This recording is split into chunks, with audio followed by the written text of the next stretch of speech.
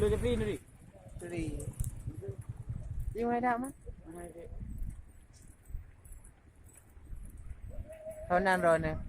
Hello, my name is Ikhwani. I come from Where you Biren. foundation?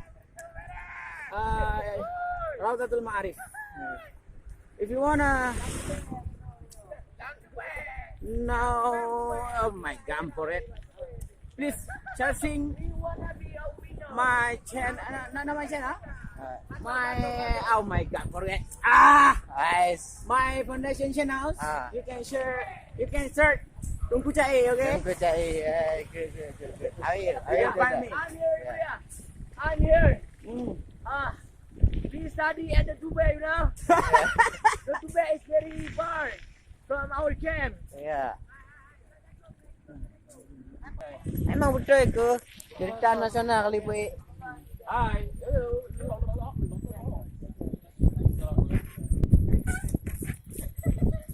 Hey, give me away. Give me away. Okay. Hey. Hey, money down, mana? Hey, come on. Nyerot dia.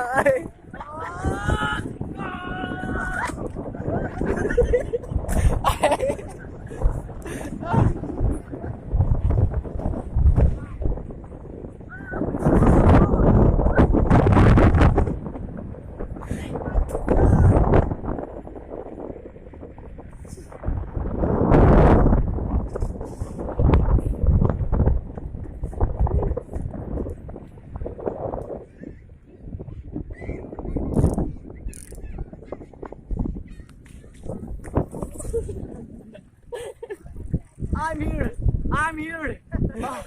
The final.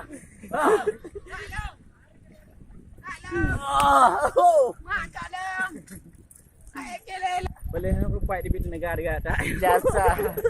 Jasa luar biasa. You have big owns to me.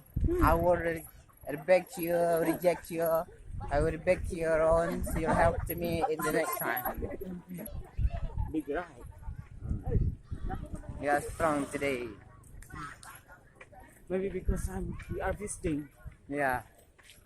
It's dividends.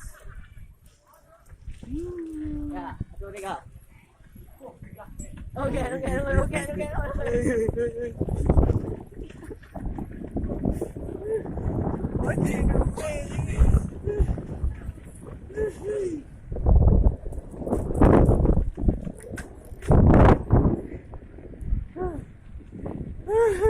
Today is winner. We know we are both fasting today because as winner in the ride of bicycle, they are not fasting but they are loser, right? Mr. Ikhwani from Chatru, from Foundation Chatru, from Abu Min, Ayah Min, right? And me, Mr. Buya from Darul Ulum Foundation, Abadi Juda.